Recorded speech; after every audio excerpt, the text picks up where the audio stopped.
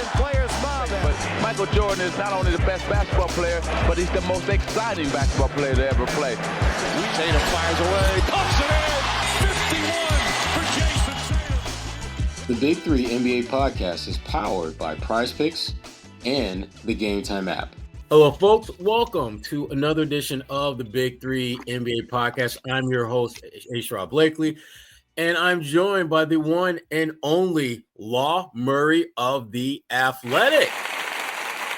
One man. Welcome to the podcast. Glad you could make it. How has your week been? Oh man, my week has been. I lost my voice this week, so I'm happy to be talking with you this Saturday morning, and yeah, this is not my scandal, so. Exactly. You can sleep, you can rest easy at night because you got it covered, but you are not the one being covered. That's exactly. Before we get deep into our conversation, obviously about the Los Angeles Clippers and Kawhi Leonard, I want to make sure that people know that they're listening to this podcast, that this is the Big Three NBA podcast. And when you're going about, we'll talk a bit more about some of the folks that you should show some love to, such as Game Time, as well as Prize Picks, which is America's #1 daily fantasy sports app. Download the app today and get $50 bonus after your first $5 lineup. And as a friendly reminder, again, this is the Big Three NBA podcast, part of the CLNS Media Network, which is where you'll find this and other great Celtics and NBA content. And today our focus is going to be more on the NBA side of things, obviously, because the Los Angeles Clippers are in the news. Unfortunately, not for the kind of things they want to be in the news for. For those who have not, who've been basically under a rock this week when it comes to NBA news. I want to know who those people are. You know what? I kind of don't want to know who they are because I don't know how you could miss this one. Clippers ownership, they've been accused of circumventing the salary cap with Kawhi Leonard having basically a kind of bogus sponsorship deal, $28 million as a way to kind of get around the salary cap limitations and restrictions that exist. Team owner Steve Ballmer I said that he was among those who were scammed by this. The company that paid Kawhi this money had filed bankruptcy, and which anyone who has even an inkling of understanding of how bankruptcy works, when you go down that route, all your business is put on Front Street. So if you're trying to pull a fast one and you got some shadiness going on, it's going to get exposed. And as you wrote about in your piece for The Athletic, there was an interview that he did with ESPN where he made reference to the fact that he had a very small percentage of this aspiration company. He didn't have a board seat. And, he kind of, I did give a little bit more context of where he stands on the issue. And obviously, there's a lot that still needs to be unpacked in all of this. And the NBA is on the case. They are investigating it. But I guess right off the bat, Law, I want to get your take on how does this impact the Clippers' plans going forward? Because obviously it seems like right now they're kind of in this like they can't go forward, they can't go back. They're just kind of they got to deal with this. Yeah, I think everyone's going to be looking at what the penalties are going to be, and until you know what those penalties are going to be from the NBA, it's going to be something that hangs over your head as you're trying to get everybody together and have positive energy going into the start of the season. The Clippers were kind of here last year with Kawhi for a completely different reason, of course, and that was the status of his knee. You got that hanging over you while you're going into not just any new season, but a new season into a dome, the first season of a new arena. So again, it's like, how do you balance what's going on with your best player with the fact that you have an orientation to commence? And what I also feel like, as far as how this affects the Clippers going forward, is we've heard the word flexibility and trying to make sure that they are players in free agency in the near term, often this past offseason, the offseason before, especially in regards to Paul George not being on the team anymore, a guy that the Clippers valued, but just didn't value to the level of Kawhi Leonard, right? So if no matter what happens with the NBA investigation, let's say nothing penalizes the Clippers here, which is a possibility, right? There's still going to be a microscope on how the Clippers do what they do in this competitive landscape that you have a collective bargaining agreement and a salary cap for in the first place. The Clippers have been here before. They have ruffled feathers before. How do they proceed when they try and get their next star who, for all I know, they have not identified who that player is that will justify clearing out all this potential space that they could have either next summer or the year after. That is something that hasn't been a big topic of conversation now, but as someone who is divorced from emotions of what's going on with the scandal, but covers the team on a regular basis and has for the past decade, that's the big thing that I'm looking at. Yeah, absolutely. And you know, something you touched on earlier, and this question came to mind when I heard the word divorce, because I'm sure there's a lot of Clippers fans who are thinking like, man, I don't know if I want to be married to this team anymore. But the point that you made, though, about how last year around this time, you know, that Kawhi and his health was an issue, and that was kind of hanging over the organization to some extent going into the season. And now this, how much does that experience kind of help them navigate successfully through this? Because, you know, for the folks who are, you know, responsible for the imaging of the Clippers, they've had a couple of rough years as far as, you know, really trying to keep the spin as positive as possible on this organization. How much does it help the fact that they kind of, obviously this is a different situation, but they've kind of been there, done that as far as trying to do the damage control, not making this look as bad as, for some of us on the outside looking in, it looks pretty bad. Well, the proudest thing that the franchise can claim is that since the last time the Clippers had a losing season, all the other 29 NBA teams have had a losing season since then.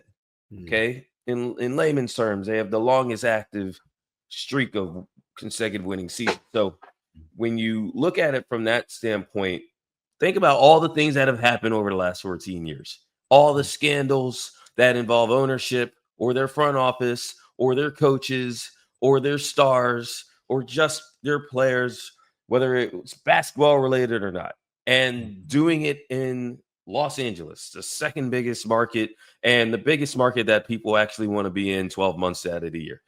So everyone in that organization has experience with having to deal with, hey, this is happening either outside or the inside of our building is being looked at with greater scrutiny.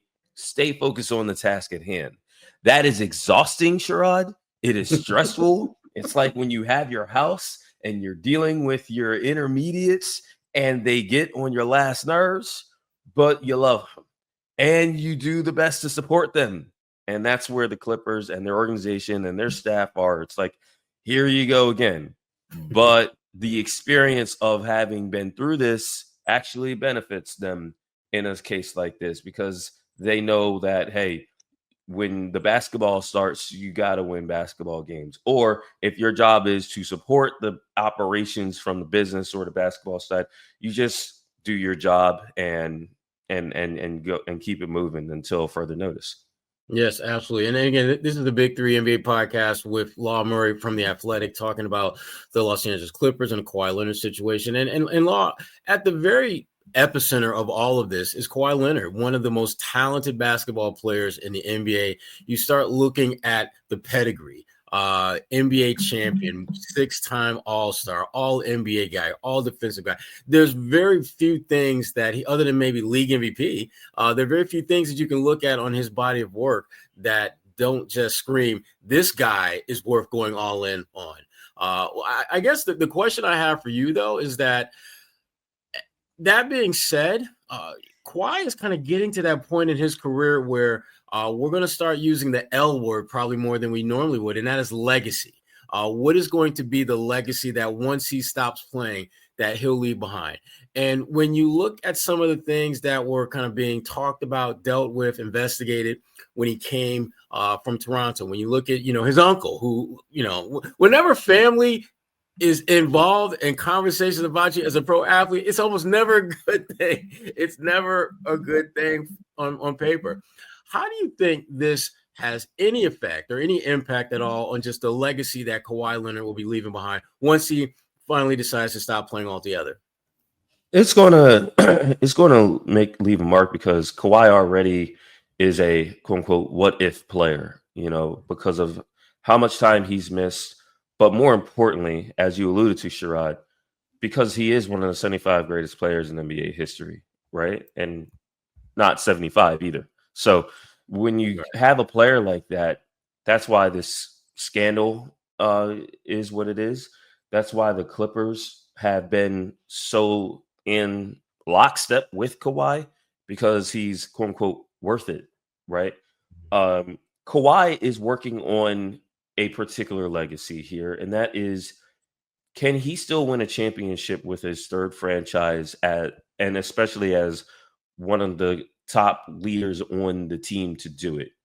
That was something where when he left San Antonio, his legacy was a what if. It was like San Antonio thought they would have their star for the rest of that guy's prime, and to lose that set San Antonio on the nadir period of their respective franchise. Toronto traded arguably the most productive player in their franchise history, DeMar DeRozan, to get Kawhi. And Kawhi, it was the best 1 year ever, for a player in NBA history, as far as I'm concerned, with a franchise. It was like Deion Sanders on the 49ers. But people in Toronto, they have to balance their championship with the fact that they've never been contenders again after he left. And that is a thing that sticks in everyone's craw there. With the Clippers, it's like, we've learned, we're going to keep this guy and we're not going to cause any problems with this guy. But they have won, the Clippers, a total of 3 playoff series since acquiring Kawhi Leonard in 2019. You need 4 playoff series wins in a single postseason to win a championship. That means in 6 years, they thought they were going to win a playoff series immediately, or they thought they could win a championship immediately. They haven't. They've won only 3 in 6 years. So that's Kawhi is still building his basketball legacy, and all the other stuff takes away from that. All the conversation. That's all legacy is. Legacy is just a conversation, and I don't think Kawhi is tripping about the conversation. I think Kawhi just wants to play ball and get paid. And unfortunately, we're talking a bit too much about the getting paid part. Mm-hmm. Spot on. And again, for those who are listening, this is we're talking with Los Angeles Clippers beat writer Law Murray of The Athletic, and this is the Big 3 NBA podcast, part of the CLNS Media Network, which is where you find Big 3 NBA podcast content, past and present, as well as other great Celtics content. I also want to take this time to tell folks about one of our prize sponsors, and that is Prize Picks. It's the best place to turn your sports knowledge into cash. With millions of members, Prize Picks has made daily fantasy sports accessible to all. You just pick more or less on at least 2 players for a shot to win up to 2,000 times your cash. Run your game all season long on Prize Picks. Again, it's the best place to win cash while watching sports and join millions of users. You can sign up today. You can mix and match your player projections from all different types of sports. We're talking women's basketball, soccer, esports, you name it. Prize Picks has you covered. And how you get involved, it's pretty doggone simple. You download the app today, use the code CLNS to get $50 instantly after you play your first $5 lineup. Again, you download the app today and use the code CLNS to get $50 instantly after you play your first $5 lineup. Prize Picks, run your game. In addition to Prize Picks, when you're running your game, you want to sometimes be at the game, right, Law? Being a USC guy, I'm sure there's some games you might have some interest in checking out. They play at the time of this taping. They're going to play later today, Georgia Southern. And if you have interest in doing that, if I have interest in seeing my alma mater, Syracuse, play, the Game Time app has tremendous advantages that can help you, frankly, take the advantage and get back to being a fan and being present and accountable for it to see your teams play. It is the hack for unlocking amazing tickets and experiences in just a few taps.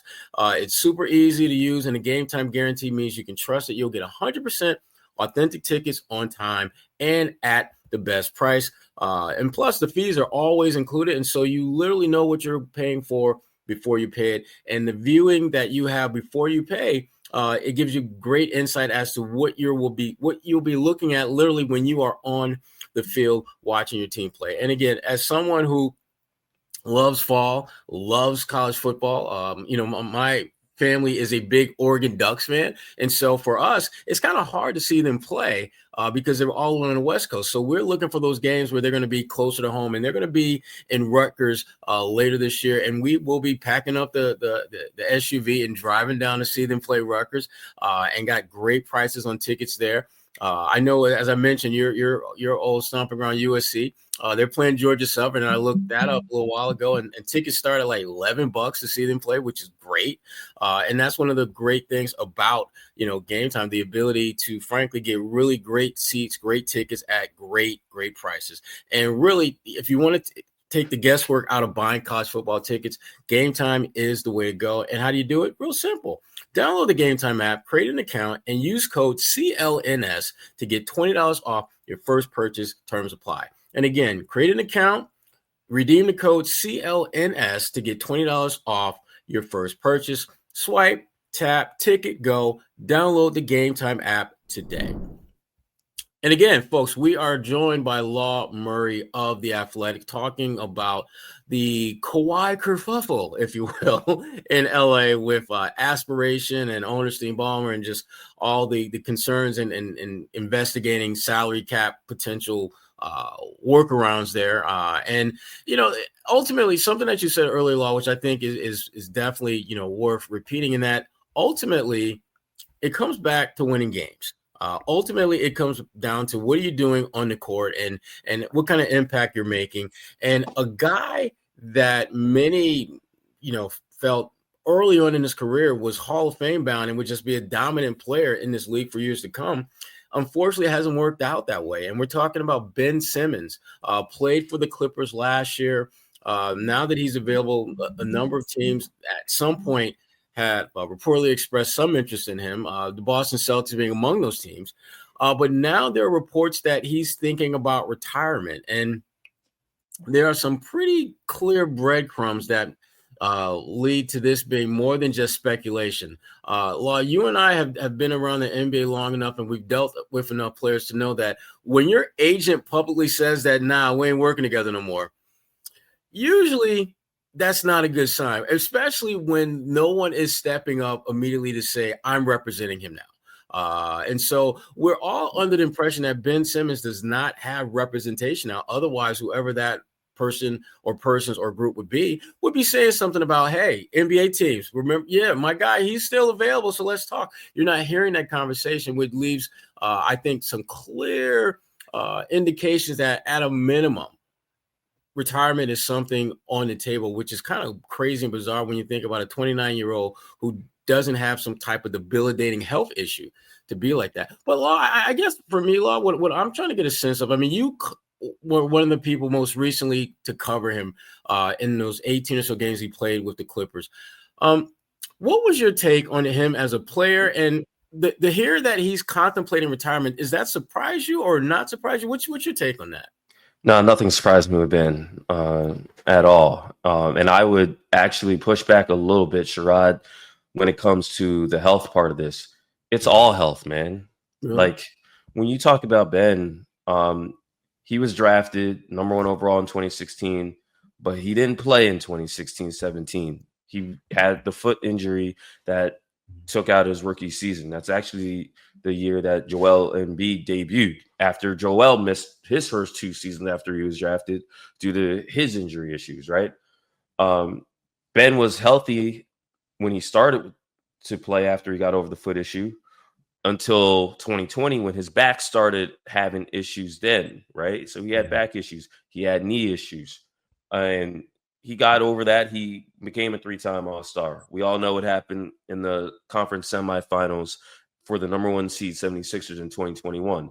He doesn't want to play for Doc anymore. He cites mental health challenges, but he also, he had the back issue that was a real thing. So he gets traded to the Nets, and the Nets are excited because they trade James Harden for him to pair him with Kevin Durant. I shouldn't say pair, because Kyrie Irving was still there as well, right? Steve Nash is coaching his team.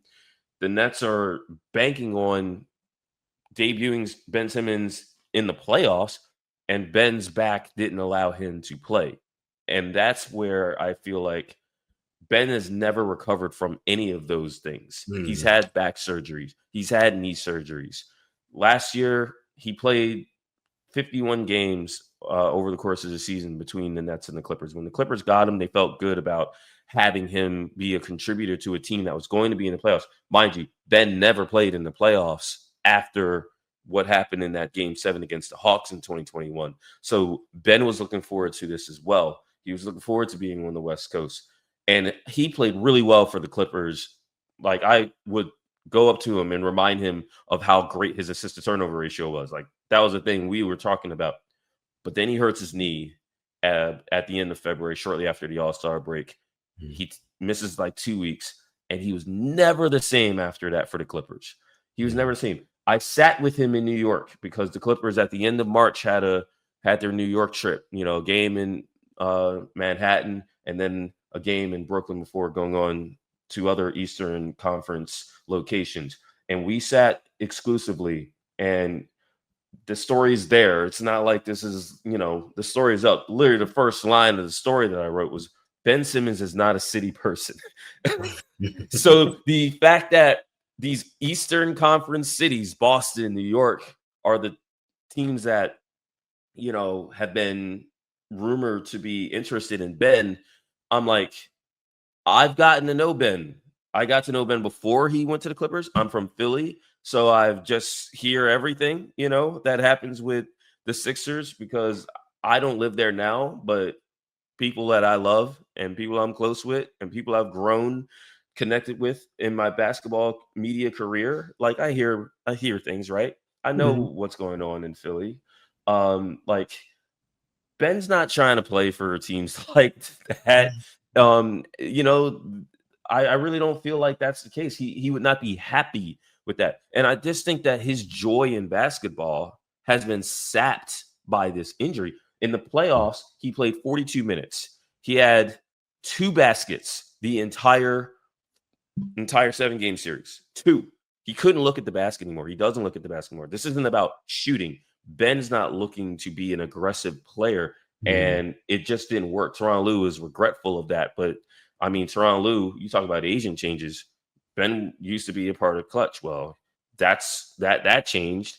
And now, his current his most recent representation, that's changed as well. I think everything about Ben is, how much do you want to push through, all the things you've gone through physically, and then get to a place mentally where you feel like you're supported, and then get to a place where you feel like your game still fits what these other teams want to do. I think that, it makes sense that he's contemplating how much he wants to do this, and he needs to take the time, and he's taking that time. That's how I look at it. Yeah. The one thing that you said that I think is interesting, and I want to talk a little bit more about that, is you mentioned just, he's not just not looking to take shots. He's not even looking to be aggressive anymore. And that was the one thing about Ben Simmons that always gave me hope and confidence that, even if he didn't become a better shooter, the one thing that he was aggressive, attacking, forcing defenses to adjust to his game. And obviously he's not looking to shoot, but that didn't stop him from getting 8, 9, 10 dimes a game. That didn't stop him from, having stretches where he was finishing at the rim, attacking.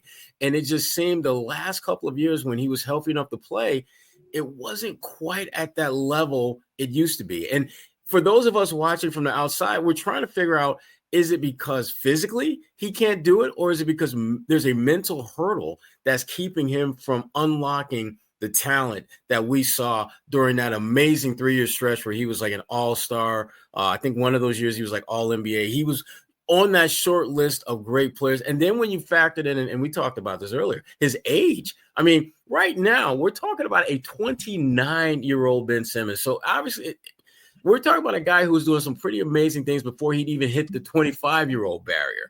Right.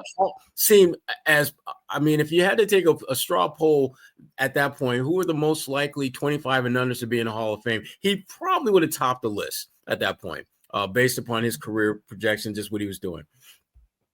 I'm curious, though. You obviously know him as well as anyone. I mean, the guy's made over $200 million, so money's not going to be an issue for him going forward. But what do you think ultimately Ben Simmons is going to do? Do you think that he's going to find a situation that will entice him to come back out there, give it one more shot? Or do you think that, we've seen the last of Ben Simmons on an NBA roster? I think he's maybe I'm projecting, but I'm not Ben Simmons, so I'm comfortable projecting here. I think he plays. I think there's still interest in him as a basketball player. At the end of the day, that's still money in your pocket. You know what I mean? Even a minimum. This is the first time Ben's been a free agent in an offseason in his NBA career. He's changed teams twice, but he was drafted to Philly. He was traded to Brooklyn when he was bought out of the last year of his contract in Brooklyn, which I foresaw that. That's why I talked to him before the season began when the Nets visited the Clippers in Oceanside. That's still a mid-season change. You agree to a buyout because you're going to a new destination, but mid-season changes are hard. It's the first time where he's had months to decide where he wants to have his next basketball situation if he chooses to do so. And there's still some meat on the bone to me. It's not like he was a bad player last year. He's still a player who wants to defend, can be an effective defender, can rebound, wants to push the pace, can create plays for his teammates. He was smart with the basketball. Like Ben used to be a turnover machine in Philly. He hasn't been that type of player as his scoring and aggressiveness has decreased, and that obviously doesn't make him as valuable a player.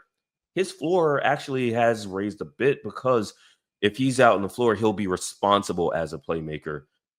He's still a unique basketball player. And so if his body will allow him, and again, I believe that he's physically healthy when it comes to he's not dealing with an injury now, but his body has been through a lot.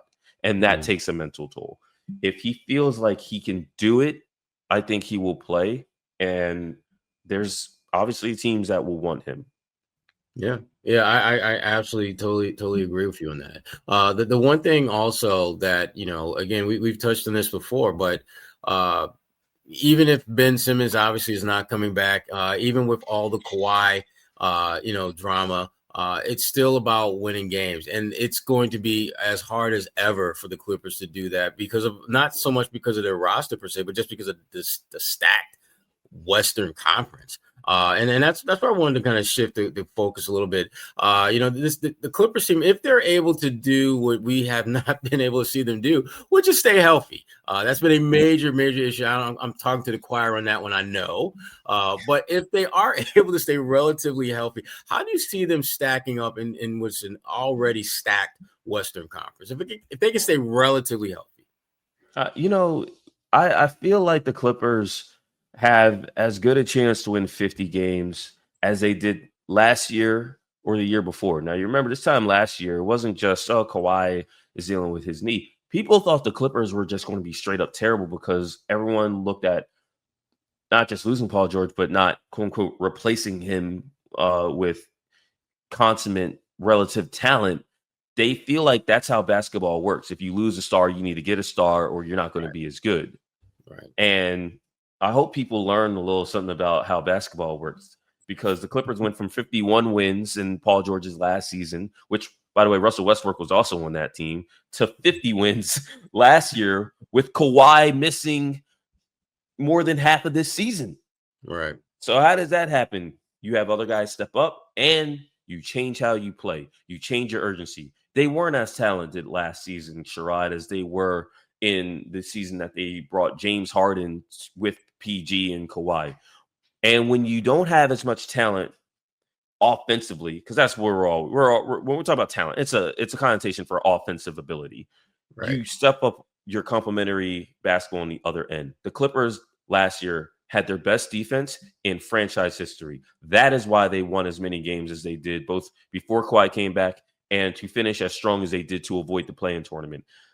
I don't feel like this Clippers team is going to be as good defensively. They're older. They're not going to play as many lineups that bring that out, especially if Kawhi avoids punishment here. But on the flip side, before this scandal broke out, the focus on the Clippers was on the fact that they upgraded. They got so much deeper and better. They have 11 guys who you could say are, have a good stake for rotation minutes for this team. Chris Paul was an 82 game starter last year. Yes, he's short and old, but he's also Chris freaking Paul. He's not going to be asked to start 82 games for the Clippers next season. He might have games where he doesn't play at all. But not only will he give you value because he gives you James Harden insurance, but he can yell at James Harden, which that's the biggest weakness of the Clippers last year. They threw the ball all over the lot last year. Now they have a guy who, when he's on the floor, will take care of the ball. When he's off the floor, will hold guys accountable as far as getting the most out of every possession. It's like another coach. And that's the least important guy that the Clippers added. They got Brook Lopez, a starting center for a playoff team. Yes, he's old. He's also about the backup of Ivica Zubac. Like, give the Clippers a legitimate reserve there. Like, that is huge for them. They didn't have a player like that as far as someone reliable. They have Bradley Beal. I don't think that Bradley Beal is better than Norman Powell. That might sound controversial to some people because people look at Bradley Beal as the guy who scored 30 points per game just a few years ago. Well, he ain't that player no more. But he's a damn good guy to have on your team if you have to trade Norman Powell to get what you really needed, and that was John Collins. Athletic size with the skill that you don't always find in a player of his ilk. They didn't have that player last year. Sherrod, that's the theme of the Clippers.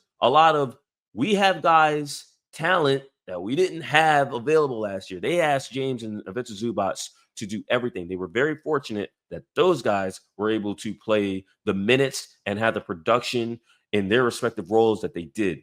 You can't, especially with James and his age and the minutes that he's played in his career, you can't count on that. They have done a lot to protect that going forward. They should be way better offensively next season than last season. That should more than offset whatever drop off there is defensively.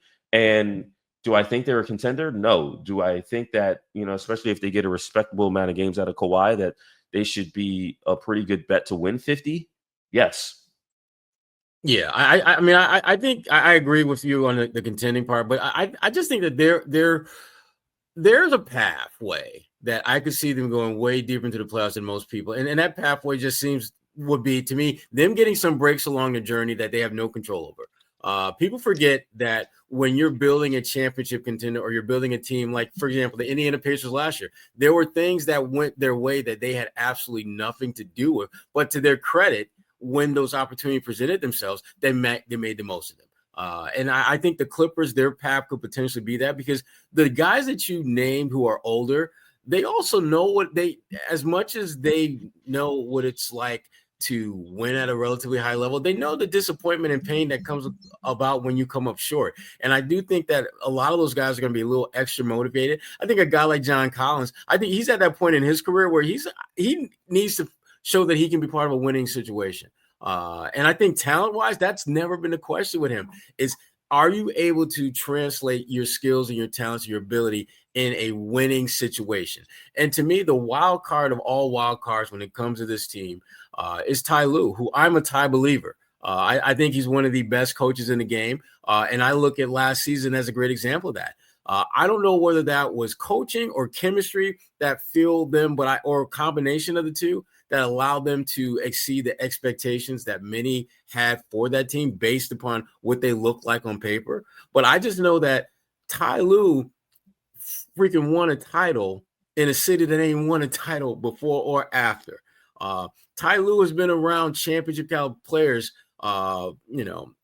his entire NBA career. Very few people were, for the longest time, and you probably remember this, the iconic Ty Lue moment in the NBA was Allen Iverson walking over him in the 2001 NBA Finals. And I was in 8th grade, man. I figured you might, as a Philly kid, I figured you were around and you remember that. Yep. And yet when you think about the Ty Lue, narrative now, that doesn't even get barely a footnote now, whereas before that was kind of and his coaching has been a big part of his success, and he's had some really good ones that he's worked with, but he's established himself as his own man and his own coaching entity. And that's why I can't feel completely dismissive about their chances to me, the ceiling for them would be getting to the conference finals, and that would involve them getting some breaks in the second round specifically that allow them a shot at doing that. I could see if Kawhi Leonard had a flashback to his days in Toronto, that could be one of those difference makers. But to your point, Law, I'm with you though. I mean, if we're being realistic and we're keeping it about how this team is built and relative to the rest of the West, when you talk about Houston and obviously the champs in OKC, it's hard to see them on paper being put above or even in that same category. But I just think that the way that the type of veterans that they've added, the Ty Lue factor, they may be able to shock a few people and make a little bit more noise than we think, which I think, for you, I would love, because there's nothing better than covering a team that is doing the damn thing. So before we get out of here, I just want to let folks listen to the show. We ask that you subscribe to the podcast and like and leave a review. And for those watching the show on CLNS, go ahead and hit that like button and subscribe to the CLNS Media and Celtics All Access YouTube channel, where you can find this show and many other shows and lots of other great Celtics and NBA content.